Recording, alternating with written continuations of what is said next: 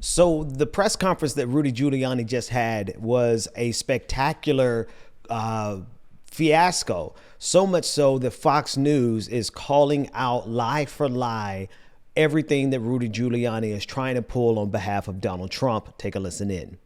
A colorful news conference from Rudy Guiliani, but it was light on facts. So much of what he said was simply not true or has already been thrown out in court. And, Giuliani, he opened by making this really bold and baseless claim that a lot of this alleged nationwide voter fraud that he's referring to all came from one centralized place. He called it a nationwide conspiracy. And yet he failed to provide any hard evidence to back up that one specific claim, especially when you're dealing with a claim that really cuts to the core of our democratic process. Now, in Pennsylvania, Giuliani continued to claim widespread voter fraud in Philadelphia, even though he has already said in court, and I quote, "This is not a fraud case." So what he's saying in public, not under oath, is different from what he said in court.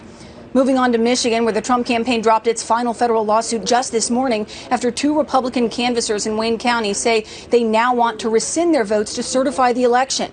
Giuliani says they dropped the lawsuit because the state did decertify, but that is not true. The results were certified in Michigan on Tuesday, and Biden won. As for evidence, well, Giuliani kept holding up pages and pages of what he says are sworn affidavits, hundreds of them, people claiming voter fraud and irregularities, but he's declining to show them, to show all of them at least, and listen to his explanation why.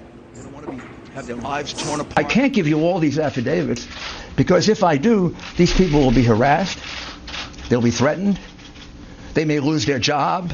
We have 100 more of these. I can't show them to you, because those people don't want to be harassed. They don't want to have their lives torn apart. Okay, I got to interject there. I mean, really, we're dealing with a level of absurdity in this country where this preschool level logic is being passed around by the outgoing regime. They're trying it. They're trying this infantile logic to see if it's enough, if they can use it to maintain political power. In other words, they're trying to overthrow the will of the people in the greatest empire in the history of empires with third grade logic. Does anybody else see not only the arrogance of it, but also the sheer audacity, the unmitigated gall to be willing to destabilize our entire nation on behalf of your third grade logic? Let's keep listening in. Now, up on that stage with Giuliani was a big poster with the headline, "Multiple Paths to Victory." But Giuliani never credibly explained a single path, let alone multiple ones. So, Dana, the fact remains that the Trump campaign has yet to provide, at least in court, hard evidence of voter fraud and irregularities widespread enough to overturn the outcome of the election and to effectively challenge President-elect Joe Biden's stance as the president-elect.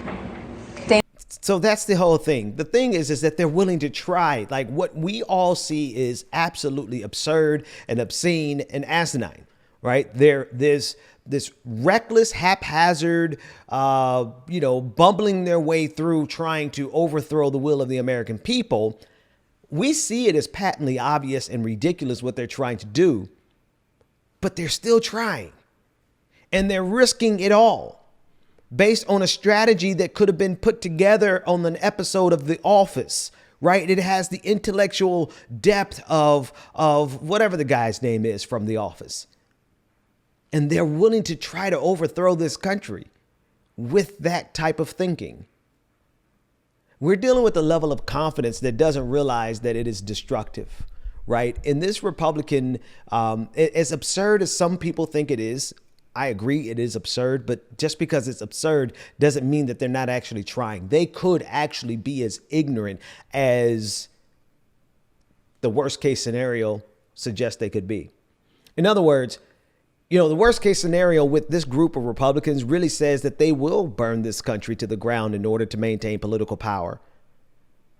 And considering the type of president that we had for the last 4 years, the one that presided over the deaths of 250,000 people with zero, like he hasn't missed the night of sleep. If we have the very worst in terms of the type of sociopath that would look at 250,000 people and have no regard whatsoever for the lives lost, doesn't it make sense for us to assume that in this way and in this regard, in all ways, Donald Trump and that type of thinking at the core of Trumpism is absolutely willing to try to overthrow the results of this election for the sake of their ego and for the sake of power? I mean, we have evidence in one category. Isn't it rational, reasonable for us to make that conclusion based on all the evidence that Donald Trump has given us here until this point? That's the real question.